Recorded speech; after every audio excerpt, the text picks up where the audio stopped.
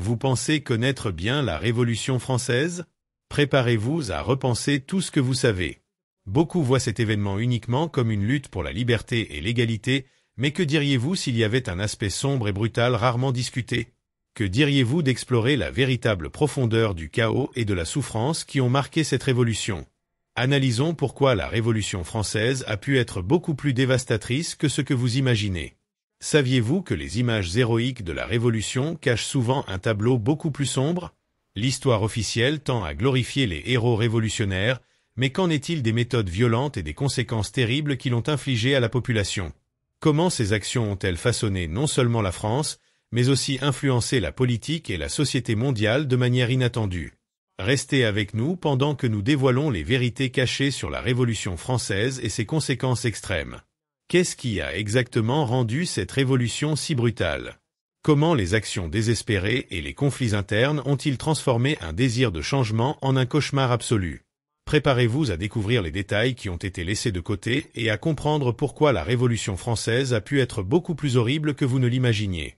Peu d'événements des 2 derniers siècles et demi ont laissé une empreinte aussi profonde sur le monde occidental que la Révolution française. Cet événement a provoqué une transformation de la pensée politique qui continue à influencer le paysage actuel. En 1789, la monarchie française, avec sa longue tradition de 1000 ans, a été défiée par un groupe de révolutionnaires déterminés à façonner la France selon leur vision idéalisée de liberté et d'égalité. Cependant, ce qui a commencé comme une tentative de réformer l'État s'est rapidement transformé en immoralité, cruauté et chaos incontrôlé. Les événements qui se sont déroulés à partir de 1789 ont modifié le cours de l'histoire et résonnent encore aujourd'hui en Occident. Bien que la Révolution française soit souvent décrite comme une simple lutte des masses opprimées contre une monarchie oppressive, le clergé et la noblesse, cette vision simpliste ne reflète pas la véritable complexité de l'événement. Les historiens ont montré que la Révolution a été un processus beaucoup plus complexe et nuancé que la narration d'une sous-classe opprimée affrontant des aristocrates avares. Les révolutions dans l'histoire sont rarement purement ascendantes. Elles impliquent un réseau complexe de loyauté et d'intérêts conflictuels, avec des individus bons et mauvais de chaque côté. La Révolution française a été une bataille sur des concepts tels que liberté, égalité et séparation entre l'Église et l'État, des concepts encore pertinents aujourd'hui. Cependant, tandis que certains aspects de la société française se sont améliorés, d'autres se sont détériorés. De nombreuses idéologies émergentes de l'époque ont causé de grands dommages et continuent de poser problème jusqu'à aujourd'hui. Bien qu'elle ait eu lieu il y a plus de 2 siècles, les leçons de la Révolution restent pertinentes. N'oubliez pas de vous abonner à la chaîne pour ne manquer aucune vidéo. Il est essentiel de comprendre que la Révolution française ne peut être comprise uniquement à partir de ses causes immédiates. Le contexte inclut une série de facteurs de long terme qui doivent être considérés. La France n'était pas un pays appauvri sous le règne du roi, une idée absurde et éloignée de la réalité. Au XVIIIe siècle, la France était une puissance proéminente en Europe, avec une population d'environ 28 millions, la plus nombreuse d'Europe après la Russie. Le pays était sorti des guerres religieuses de la Réforme comme un bastion du catholicisme, avec un PIB plus de 2 fois supérieur à celui de la Grande-Bretagne, une armée immense et une marine puissante. Le français était la langue préférée des personnes instruites en Europe, et la littérature, le théâtre, la mode et la cuisine française exerçaient une grande influence. L'historien Simon Schama décrit la France sous Louis XVI comme une nation en rapide modernisation, avec une noblesse entreprenante, une monarchie réformiste, une industrialisation précoce, un commerce croissant et des avancées scientifiques. Ainsi, à bien des égards, la France se portait très bien dans les années précédant la Révolution de 1789. Alors, pourquoi une révolution a-t-elle eu lieu si tout semblait aller pour le mieux?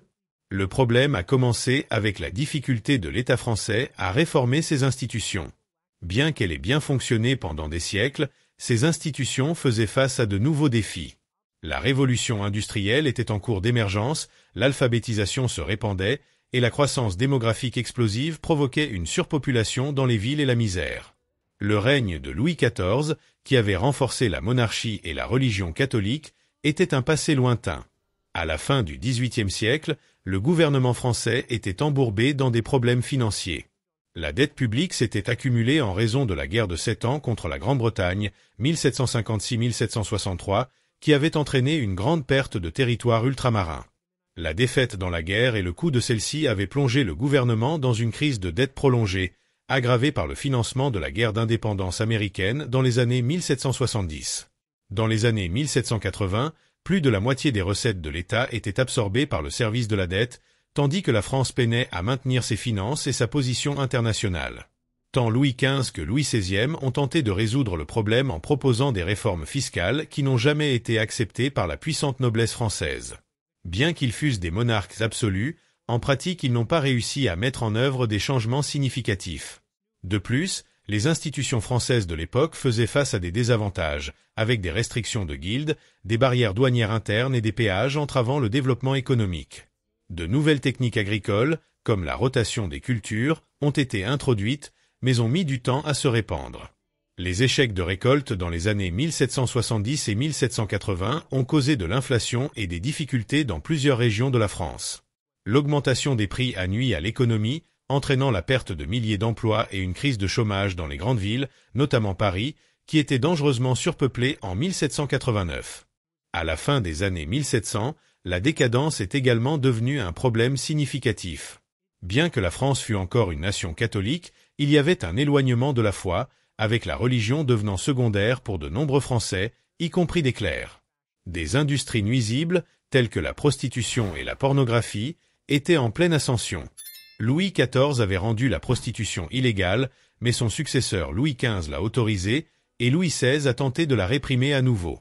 De plus, les édits moraux du pape étaient souvent ignorés, avec des loges maçonniques se multipliant en France malgré les interdictions papales. La franc-maçonnerie a promu des visions religieuses relativistes et déistes qui défiaient l'orthodoxie catholique.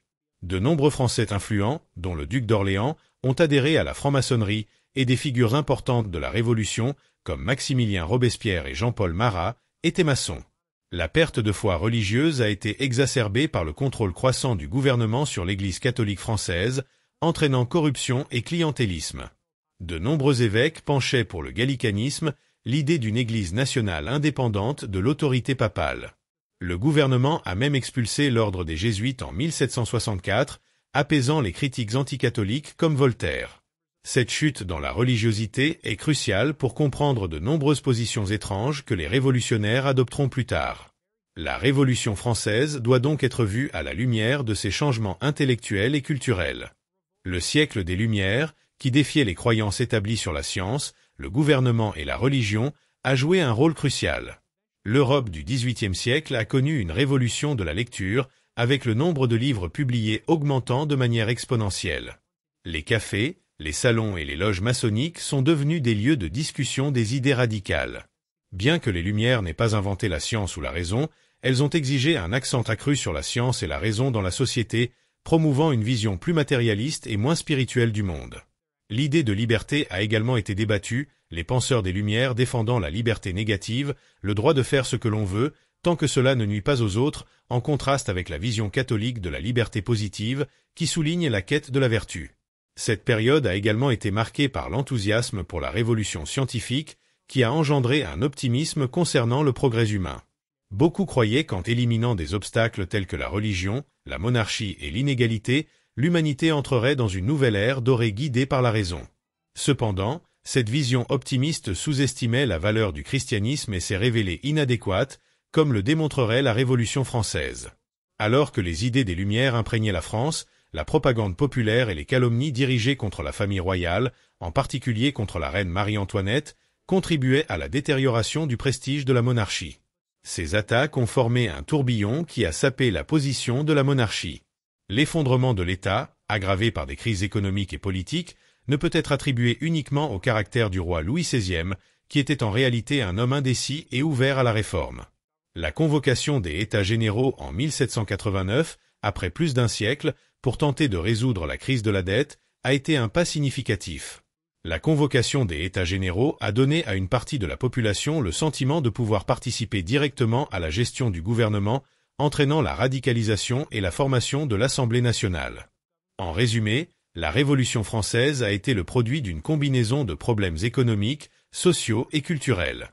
La crise financière, le déclin moral, l'influence croissante des Lumières et la détérioration du prestige de la monarchie ont créé un environnement propice à la Révolution. L'événement a marqué l'histoire en apportant des changements profonds et complexes, dont les répercussions se font encore sentir aujourd'hui. Pensez-vous que la Révolution française a réellement apporté la liberté ou a-t-elle été l'un des plus grands leurres de l'histoire? Donnez votre avis dans les commentaires. Abonnez-vous à la chaîne et laissez votre like. Nous savons qu'il existe de nombreux secrets obscurs sur l'histoire. Pour en découvrir davantage, cliquez sur la vidéo qui apparaît à l'écran. Abonnez-vous également à la chaîne pour ne rien manquer. Merci d'avoir regardé, à bientôt.